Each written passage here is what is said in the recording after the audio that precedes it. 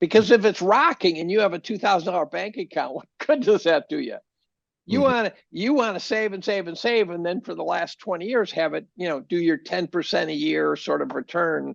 Problem is the last 40 years has had 40 years, literally 40 years, has had a tailwinds of unimaginable proportion. Phenomenal demographics. The boomers hit the workforce. They brought their wives. They produced.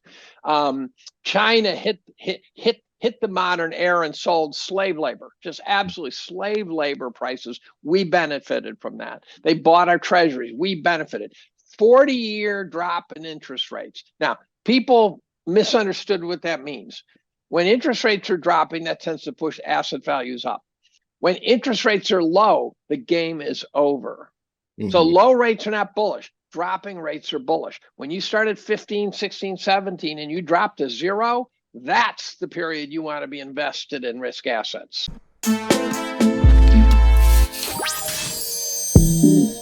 Think. Act. And prosper. You are now tuned into the Money Level Show. Hey, Dave, I'm glad to have you on the show. Thanks for inviting me. This is exciting. I saw you had Doomberg on just recently. He's a superhero of mine. So yeah, for sure. I like Doomberg a lot. He's been coming on my channel for a while, and so I'm always appreciative of his time and just even he gives me a little more alternative views on certain things, so you can get in one camp or the other, and Doomberg surprisingly will give you a different type of perspective on the markets and such. And so when you think that he's going to confirm your bias, like, he may give you a point that doesn't confirm your bias, and so it's pretty interesting. Well, so I actually know who he is and his background, and you would not be surprised in the sense that you would understand why he is so smart. He is phenomenally he comes from phenomenally high strata in the scientific community. Yeah, that's amazing. That's amazing.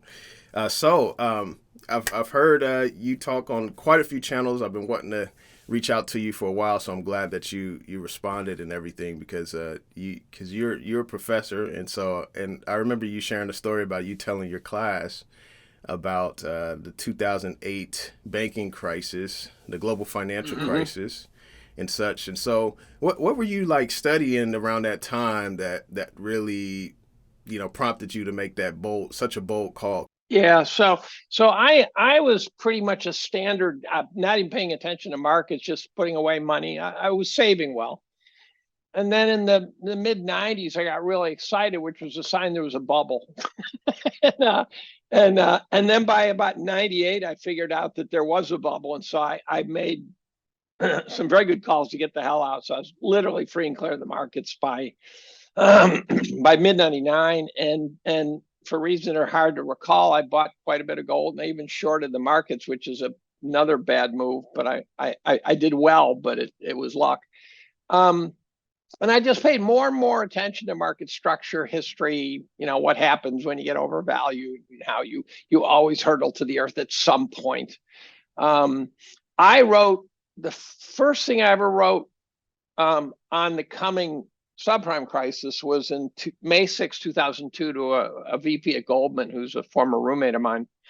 And he said, what's got you so jumping? I laid out the whole subprime thing. I laid out the whole, the banks being stretched out over their skis, GE being stretched out over its skis. The only thing I got wrong, really fundamentally, was I thought JP Morgan was going to be ground zero. I thought their derivatives book would destroy them.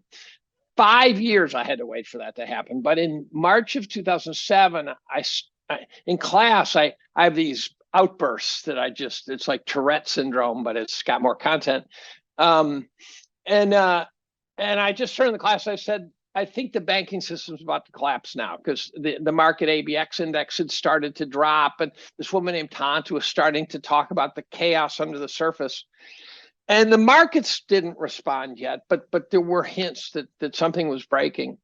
And then 2 years later, it turns out that I had the same group These were sophomores. I had the same group for senior honors thesis research, which is this once a week get together, talk about what you're doing as a researcher in your senior year. And the first day I said, didn't I tell you in March of 2007 the banking system was going to break? And they said, yeah, you did. And I said, did any of your econ professors say that? And they said, no. And I said, what are those assholes paid for? And so this was now February of 2009. So all hell was breaking loose, right? It was just complete pandemonium at that point. My first guest lecture, which I had a lot of them during this semester, was the former CEO of Morgan Stanley Bank, the banking subsidiary of Morgan Stanley. And he came in and he cut his teeth on mortgage-backed securities when he was younger. So he knew what was happening. He got out in 2006. So he knew what was coming, and he ended up at the Fed. And here's another funny story. Many don't know. I've talked about it a little bit. But I used to have late night chats with this obscure Harvard professor, and we'd swap war stories occasionally just when we were both bored. It was Elizabeth Warren. And so she got put in charge of the TARP Oversight Committee. I sent her an email, said, holy cow, you just drew the shortest straw on the planet. This is going to be a nightmare for you. She said, yeah, it's already getting kind of ugly. And I said, I have a friend at the Fed who turned out to be that guy who's hanging out at the Fed. And I said, I can introduce you. She said, oh, thanks a lot, And then about 2 weeks later, she emails me. She says, could you connect me up with that friend at the Fed? And there was this three-way email going, and I'm going, holy crap, I should run a dating service. So my first prediction of it was in 2002. Now, I was not inventing that. I was getting that from guys like Josh Rosner and Bill Gross and stuff. They were already talking about the risk that was building. As late as the late 90s, people were starting to notice a subprime crisis that could appear. And so I was just parroting what I was reading. So yeah. So how do you position yourself so when you see this longer term outcome that's going to play out at some point, and then you're like, okay, it may be time, it's probably not time yet. Like, how do you position yourself in that? Because like even right now, like I think with the bubble of the U.S. debt and deficits, the issue with Social Security, all of these different components that are like, okay, this ball is gonna drop at some point. And I'm just kind of wondering, how do you play the markets up until that point? Do you time it, or do you just get out? Like, how do you position yourself? So the world's expert on unfunded liabilities I used to chat with years ago, he wrote a book called The Coming Generational Storm. His name is Larry Kolikoff. I was reached out, I was chatting with him. He says, by the way, my brother, he's Michael Kolikoff. He was in our vet school at the time. He's now provost. And I said, yeah, I spent last Sunday with him, right? And so Larry had been telling us this. He says it's all got to come to a head. And he was saying over 200 trillion in unfunded liabilities, which means if you calculate how much we promised and you make reasonable estimates of how much revenue you have going forward, the unfunded liabilities are the ones you say, I still don't know how to pay for those. And so it's not just what we owe, it's what we owe minus what we think we're going to get in tax revenues. And it's over 200 trillion. Now, I got in an argument with a big hedge fund manager. He said, no, that can't be true. That can't be true. Well, just this year, the Treasury put out a report and said, just Social Security, just Medicare, those two are 175 trillion. Unfunded liabilities, right? That's 1.4 million per household. So that's an impossibility, right? And people say, well, they'll inflate it away. And I go, okay, so they're going to inflate away $1.4 trillion worth of your wealth then. I don't care how they get it. They're going to get it. They have to get it. They have to get it, or someone's got to get screwed, right? It's one of the two. This is like saying you're going to die, and you go, I can't picture it. I go, I don't care if you can picture it. You are going to die. And so my model, you say sort of a long model.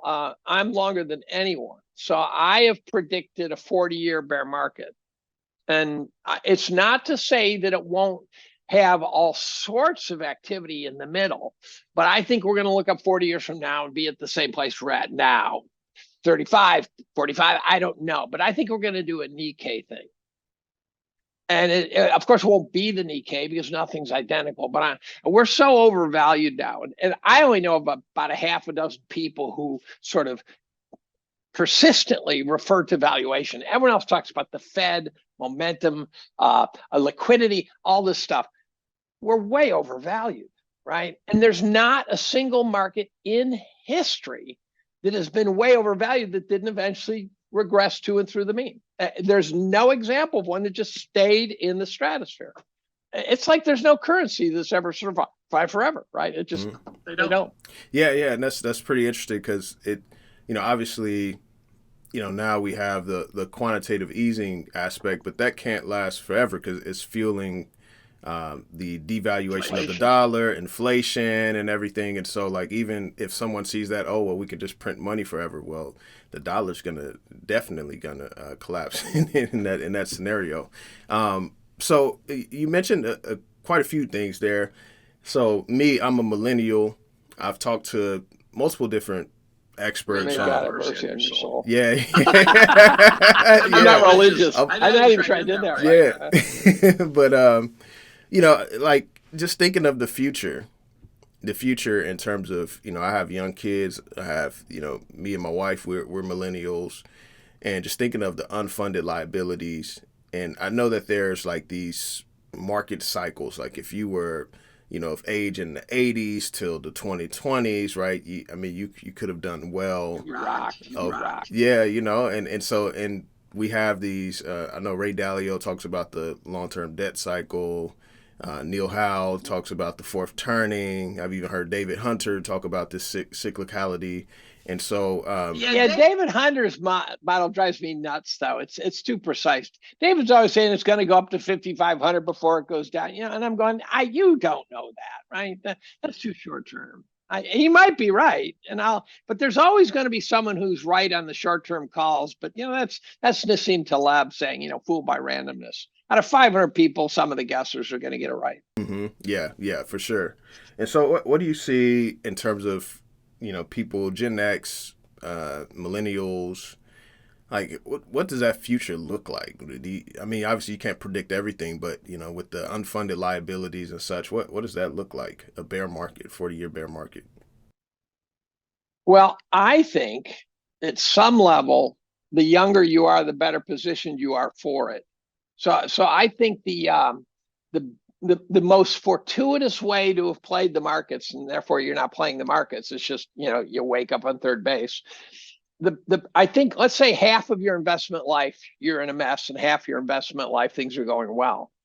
You want the second half to be going well. Because if it's rocking and you have a $2,000 bank account, what good does that do you? You want to save and save and save, and then for the last 20 years have it, do your 10% a year sort of return. Problem is the last 40 years has had 40 years, literally 40 years, has had a tailwinds of unimaginable proportion. Phenomenal demographics. The boomers hit the workforce. They brought their wives. They produced. China hit the modern era and sold slave labor, just absolutely slave labor prices. We benefited from that. They bought our treasuries. We benefited. 40-year drop in interest rates. Now, people misunderstood what that means. When interest rates are dropping, that tends to push asset values up.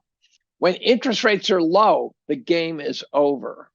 So low rates are not bullish. Dropping rates are bullish. When you start at 15, 16, 17, and you drop to zero, that's the period you want to be invested in risk assets, and or even bonds, a 30-year bond. If you bought a 30-year bond in 1980, which is what I had actually, you rocked. So now I believe we're done with the credit cycle. A 40-year long-term, and they're known to be long-term supposedly. So that's gone. Russia was desperate for capital. A lot of countries where they sold resources for a song, right? So we went in there, helped Russia after the collapse, and we got oil pumping out of there. And I think that resource play is going to get trickier. Now, it's not going to go away, but it's not necessarily going to work as smoothly as it did before. We're now in a geopolitically complicated world, and I think that's going to get very tricky. So the bottom line is you're hard pressed to find the tailwinds that made the markets run. And here's the most amazing thing. The valuation of the market, which is not the price of the market, it's the price of the market divided by something that ought to track it. So a valuation ought to just go up and down and up and down and up and down and flood around. But when it gets too high, you're heading for Earth at some point, right? So price to earnings, price to GDP, price to you name it. There's 25, 30 of them that I follow. During that 40-year period, the valuations, which should not grow, they should basically oscillate around a historical mean, get too far either way, you know what to do. They compounded at 3.5% a year for 40 years. What happens if the next 40 years they compound at negative 3.5% per year, which is what it would take to undo that compounding, which would take us back to truly inexpensive again, truly inexpensive, like 1981. And the answer is we'd be crushed. That's a 7% tailwind to headwind swing. You can't invest around a 7% swing like that. So I think the markets are going to be uninvestable at some level. There will be pockets, there will be traders, there will be people who get lucky. But I think if you're just broad swath, I think it's going to hurt. Now, it's going to hurt you? I'm not sure. It is going to hurt my generation, my opinion. As we are trying to live off our assets, we're going to find them going down the downslope. Mm-hmm. Yeah. That's my opinion. Yeah. Wow. Yeah. That's definitely concerning, but having awareness of it ahead of time definitely can put you in a position where you could benefit or protect your if capital. You know how to play it. I used to chat with Stephen Roach a lot. He said the most serious insult would be to get the call right and play it wrong. Yeah, that is true. So when you speak of like pockets to invest in, I'm long-term bullish on energy at the moment. You mentioned how it seems like over the last 40 years, which I like how you laid out these different components that really benefited, the markets, benefited America. Obviously, China added to the World Trade Organization. The Russia bailing out Russia when Russia went under in the early 90s. And then now China and Russia are like superpowers. And you got this whole geopolitical issues around energy, around money. You got the BRICS forming. It just seems like something's going to happen. And so what is your view on energy? Energy makes the world go round. What's your view on energy long term? Time out. Quick break in the action. This message is brought to you by the Rule Symposium. This annual symposium is hosted by the legendary investor Rick Rule himself. It will take place from July 7th through 11th in Boca Raton, Florida. Mr. Rule invites some of the most brilliant minds in macroeconomics and natural resource investing. This year, featured speakers include Danielle DiMartino Booth, Nomi Prinz, Jim Rickards, Grant Williams, Lobo Tigre, and more. Rick even organizes the Living Legends panel where he invites individuals who have built billion-dollar businesses from scratch. Attendees will be introduced to a myriad of companies active in the natural resources space, with the companies invited being the ones that Rick Rule invests in himself. The symposium is held at the Boca Raton, which is an amazing resort with exceptional amenities. I attended in 2023 and thoroughly enjoyed my time there. I went on an amazing cruise with Rick and other investors and CEOs of companies, and even had the opportunity to test drive an Aston Martin for the first time. So don't miss out on this opportunity to have fun and receive high quality education to help secure your financial future.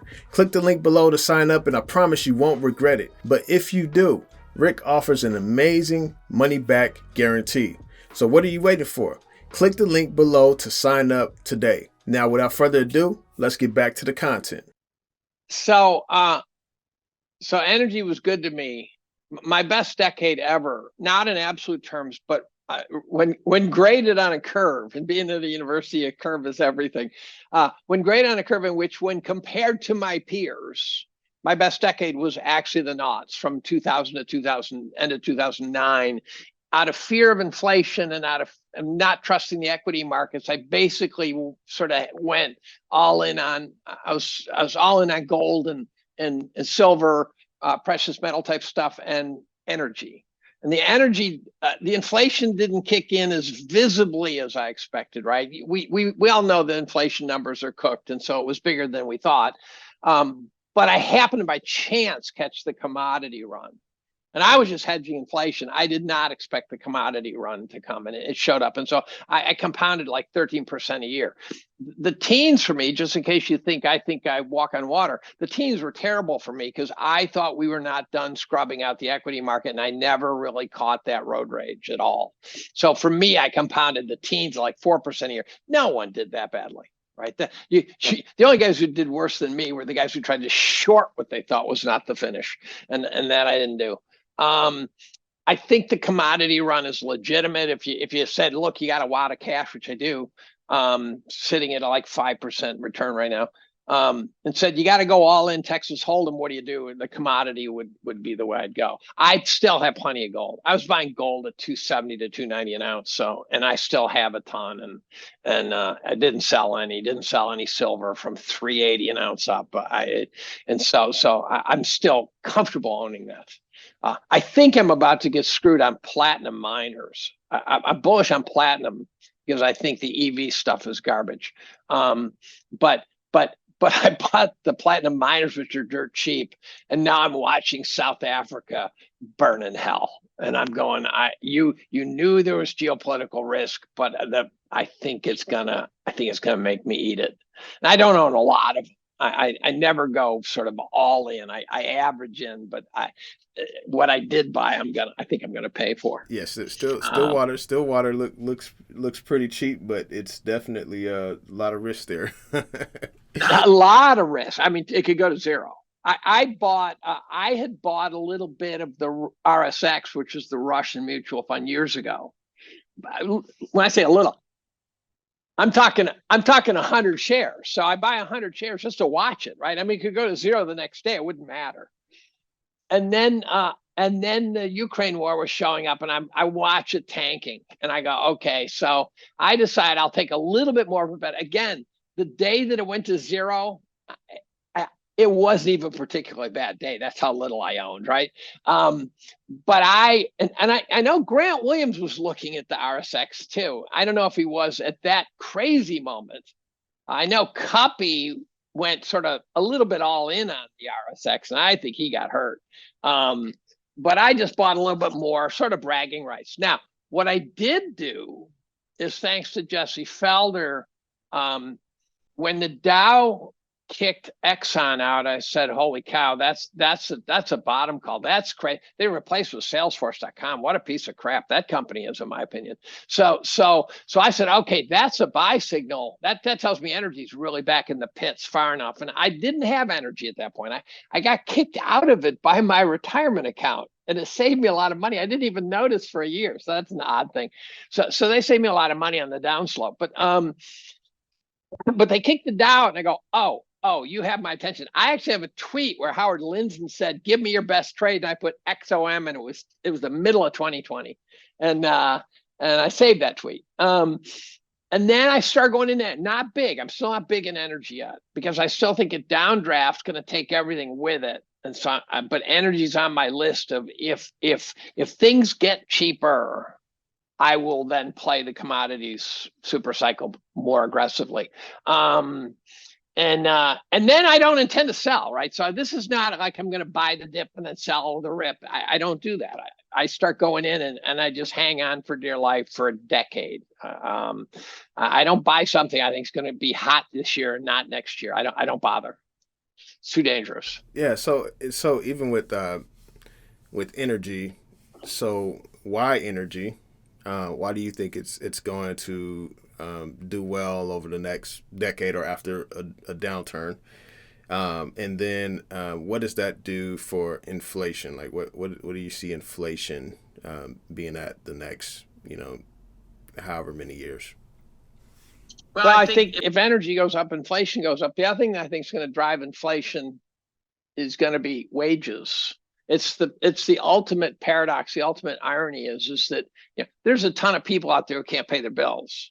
The solution for them is to get higher wages. That will be inflationary, and then the Fed will have to step on it. And you're going, so just when they're trying to get better wages, they're going to try to step on the economy to make the wage pressure go down.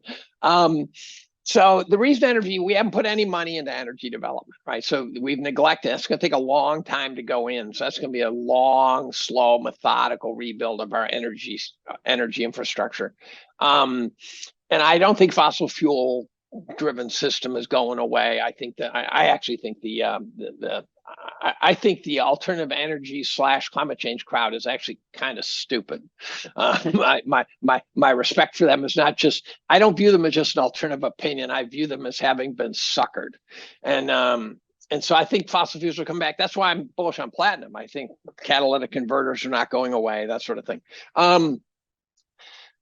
The other thing with energy, it's an inflation hedge, just in general, and an inflation cause. So it's a cat and the mouse thing. Chicken and egg thing.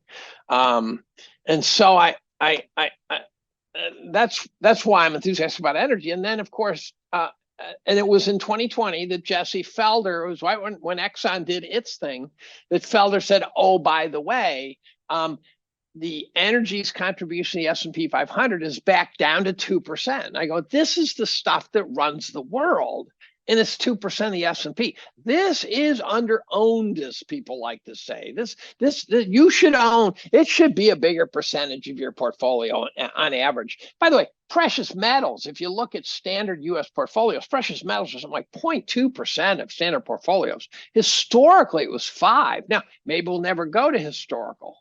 But if it does, that's effectively what, 25-fold relative to equities to get it up to 5%. So, those under-owned things are not trivial, I think. I think when they're really I like to find opportunities that aren't even in index funds, because I figured that they have not been driven to nosebleed sections if they're not in index funds. So, but I try not to pick stocks. I just try to pick ideas. Yeah, that makes total sense. What do you think happens with the 60/40 portfolio? So I've been predicting this for 10 years too. This has been a long-term prediction. In every other downturn we've ever had, a 60/40 portfolio, the 60 got crushed, but the 40 kind of provided a buffer. So if your bond portfolio soars because interest rates plummet because you've got an equity sell-off and a serious problem, then your absolute loss in wealth is not that big, unless you were 90/10, then you're in trouble. But if you're 60/40, it buffered you. Like in 08, 09, bonds were great. And I think now we're going to have a dual equity bond bear market. And we haven't seen one of those in a very long time. Is that part of a cycle, or that's part of the end of the 40-year cycle? So if bonds crush you, I think equities do too. So the irony is that that it's the 40 years of not having a bond bear market. That's why we have had 40 years not having a equity bond bear market simultaneously. Now, if we go through like in 67 to 81, where investors got crushed, inflation adjusted, it was because the interest rates were going up. And now interest rates got to zero. They got to negative, right? How absurd is negative? And so let's say interest rates slowly, methodically sort of wobble back and forth, but work their way back to 10%. The bonds, long bonds will get crushed. Equities will get crushed. That's how they're going to wring the wealth out of us. The artificial wealth. The wealth is created when you compound assets at 10% when the GDP is growing at 2%. You can't have the value of the world go up 10% with the production of the world go up 2%. Yeah, yeah, that's true. So in that, I actually see how that works from you explaining that, because so if we've been in the bond bull market for a long time, now we're heading into a bear market, or we may already be in the bear market. I think we're in it. Yeah. And then also you have equities that are overvalued, significantly overvalued. And so as interest rates go up, the 10-year goes up, and then equities definitely get crushed. So I don't think it'll be investable at some level. That's not to say you can't find stuff, but I think imagine that instead of thinking of the globe as your universe of investing, imagine you were in Japan in 1989, and the Nikkei was your universe, and you had to stock pick your way through the Nikkei. You couldn't do it. You just couldn't do it. You might get lucky on something, but the Nikkei, in the middle of a podcast, I said, if someone can do this for me, I'd love to get it. And someone did it. I said, how long would it take if you started buying at the Nikkei top? Started, not owned it, not some 55-year-old guy with a ton of money in the Nikkei, some 22-year-old with none. And you averaged down. How long did it take to break even? And it's something like 22 years. Yeah. To break even by averaging down. That's not an investable market. Mm-hmm. So you're saying that the passive investing is going away. Yeah. And by the way, it follows perfectly with the aphorism that says once a good idea becomes widely known, it's no longer a good idea. Mm-hmm. Yeah. And so the passive investing, Michael Green's been chasing this one. He gets the most credit. He thinks that the markets went overvalued when passive investing showed up. There's another, and I couldn't argue with that. The markets really left orbit valuation-wise around 1994. If you look at valuations, it was the high end of the channel in 94, and then it sort of went outside the channel, came back briefly for a few bear markets, but it never got cheap. The markets never got cheap from 1994. And he says that's when passive investing started. It's interesting. It's also when China depegged the yuan.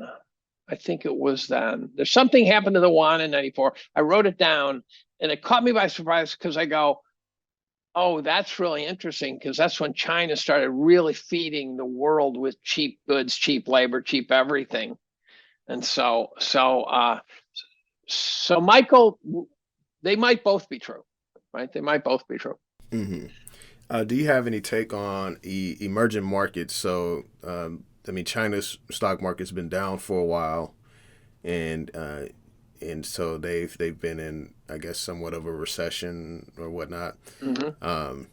Do you see any emerging market plays that would probably be more attractive than the U.S. market that's getting very overvalued? More attractive, yes. The question I would ask, I know so few people who actually look at valuations on an absolute scale. If you tell me that the markets are cheap or expensive relative to 2020, I don't care. Relative to 2010, I don't care. I want to know, if you take the S&P and you look at the valuations from 1880 to around the mid 90s. 1994 is actually when I did the cutoff for the reason I just mentioned. It just wobbles back and forth. You can define a valuation line, and it's flat, right? A lot of the valuation metrics, they show a slope, and I go, why would valuations trend up? Well, they're trending up because of the last 30 years. And that's pulling that trend up. If you look at 1880 to 1994, it's flat. It just wobbles back and forth. And then you look at the same thing from 1994 to the present, it's got a steep slope. That steep slope's got to be given back. The emerging markets are hard to read because, well, actually the US is getting hard to read now too, because I was about to say political chaos. And I go, well, I look at the US, I see political chaos. So I'm not sure where you'll avoid political chaos. I don't know them very well, so it's not a good place for me. I took a little bit of a position in, when I say a little, I mean, if it went to zero today, I would just go home and eat dinner. It's not a big deal. Owing to some analysis done by Tavi Costa of Crescat, in which they made the case that Brazil really is pretty cheap. Now, again, there's political risk. You're not going to find cheap without risk. You're not going to find something that's screaming at you, this is a great place to be. When people say, oh, Dave, well, when you bought gold, it was so cheap, it was easy. I go, no. When gold was $2.90 an ounce, there were 5 people in the world who thought it was a good idea. You go buy something that you have 5 people that think it's a good idea, and the rest of the world thinks you're a moron. Right? That takes a kind of a chutzpah that's just ridiculous. And so when you finally get a great opportunity, it will scare the living crap out of you. Yeah, I agree. I agree with that. So talking transitioning to gold. So we've seen gold at all-time highs and measured in dollars. What do you attribute to the reasoning for this rise in gold? I mean, it could be a lot of what we already talked about with ballooning deficits, inflation, and such. But gold is pretty resilient, just even looking at it. Well, if you invested in gold in 72, I think it is, you made 7.5% a year compounded. I mean, it's actually not. And you go, oh, that's not as good as if 7.5% is no good to you, you're going to get hurt at some point, because you really ought to be happy with. Buffett said, don't expect more than 4% inflation adjusted. Now this is 7.5% nominal, but still, people don't realize that. People say that when interest rates go up, gold goes down. Those are the traders who say that crap.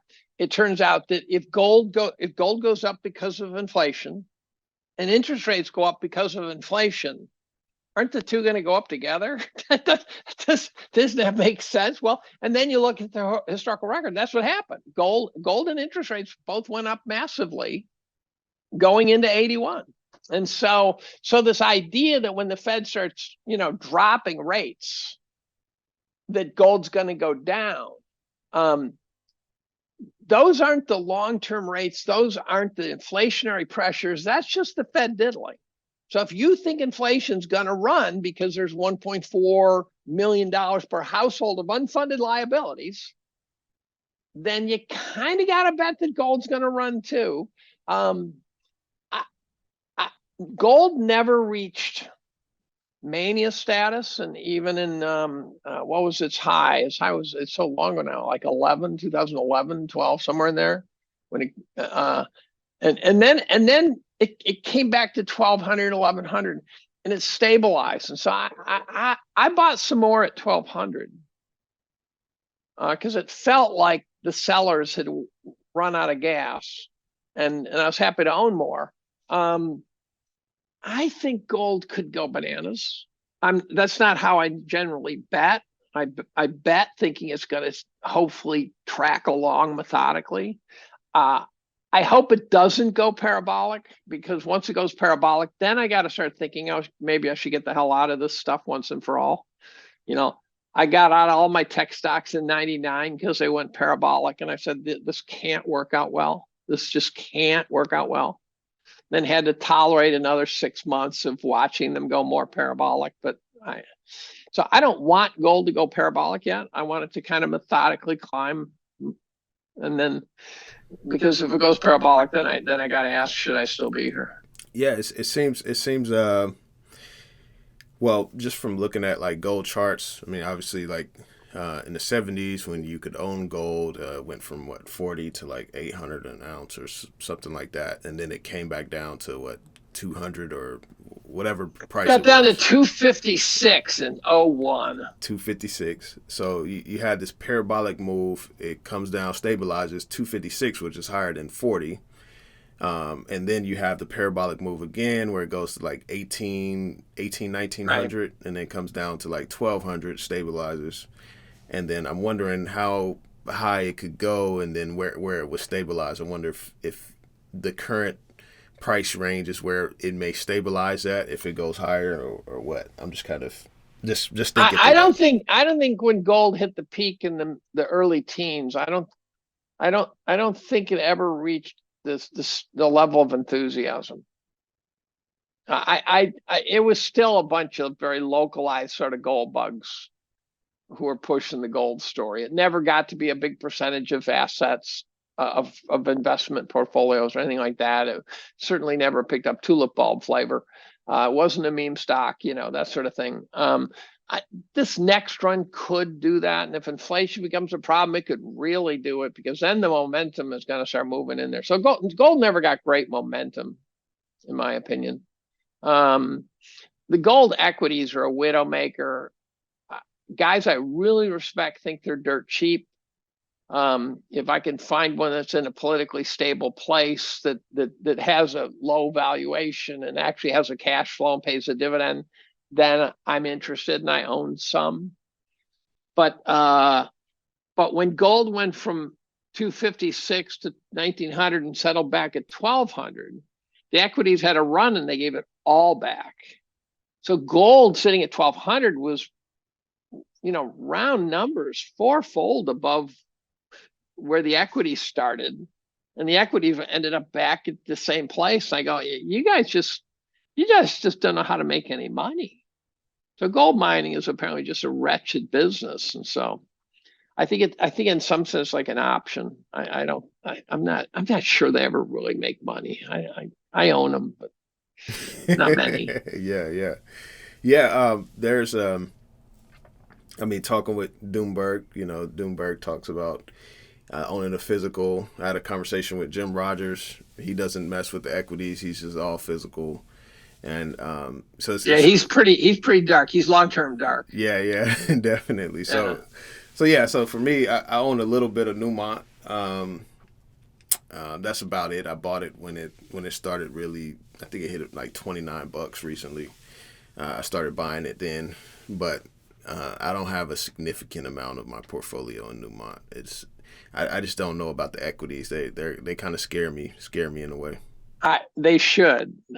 I respect you more for your fear. I think there are some good ones. You watch a guy named Fred Hickey, who's a former tech stock analyst, and he seems to analyze them by the numbers better than many.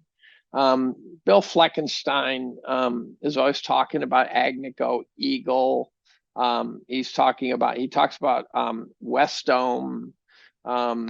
Guy named Bob Moriarty seems to be a small cap picker, and I know Bob pretty well, but the small caps don't interest me because those are sort of a Dow and a dream stocks.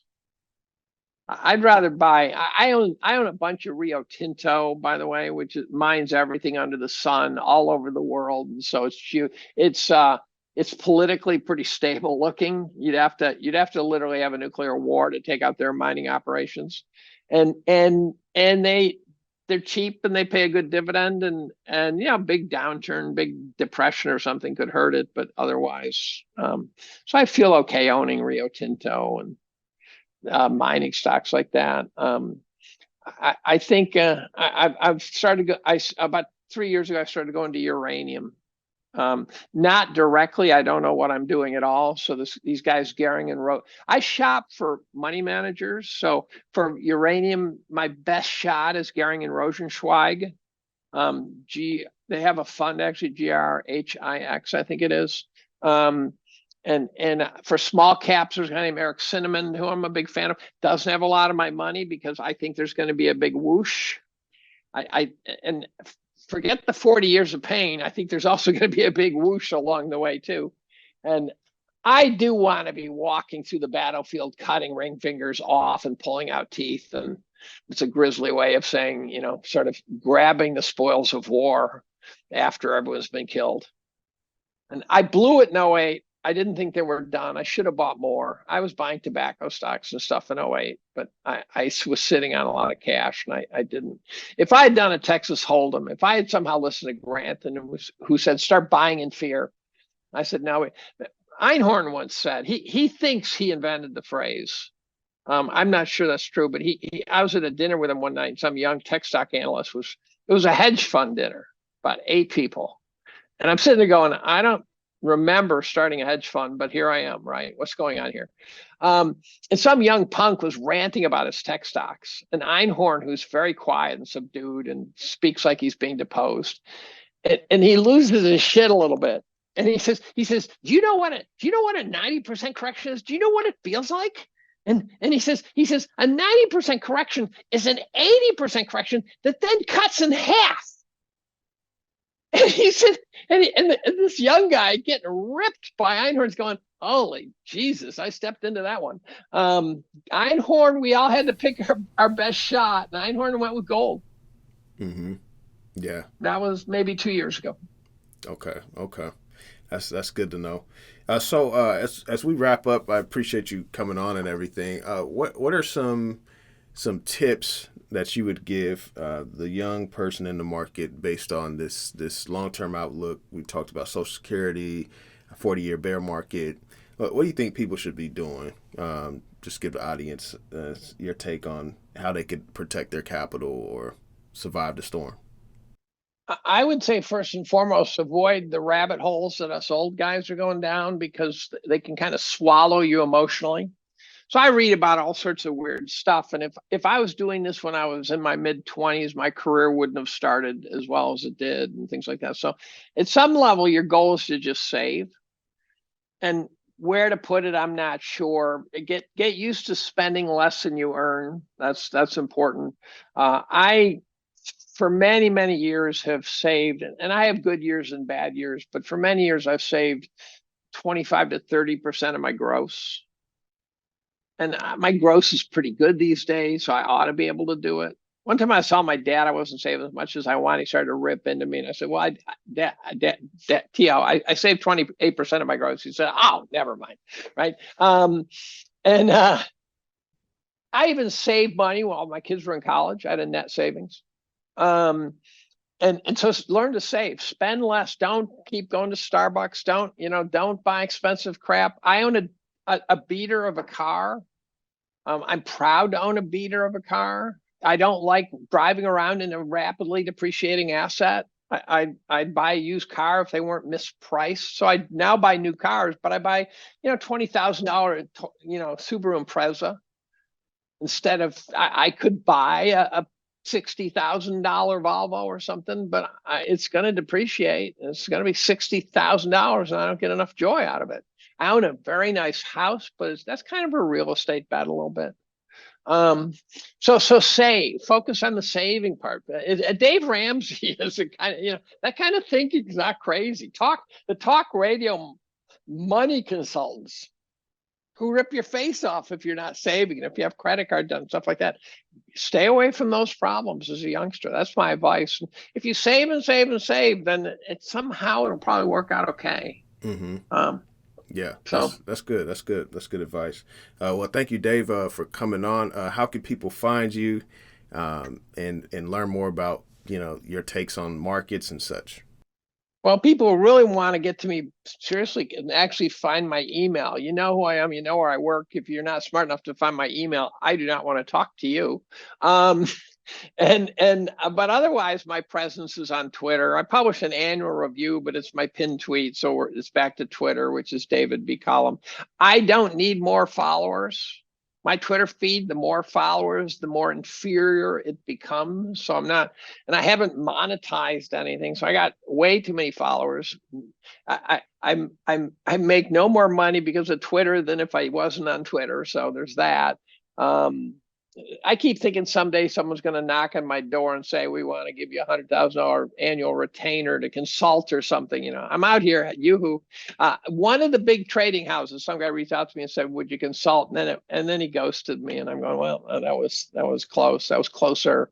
Or some scientific advisor for some startup or something, things like that. But otherwise, it's just for free. I go out on Twitter. I rant like crazy. My Twitter feed is irreverent. It's just, I post dog videos. I post strong opinions that appall people. I have people saying, I can't believe you still work at Cornell. I can't believe they haven't fired you. And I go, there are people who've tried.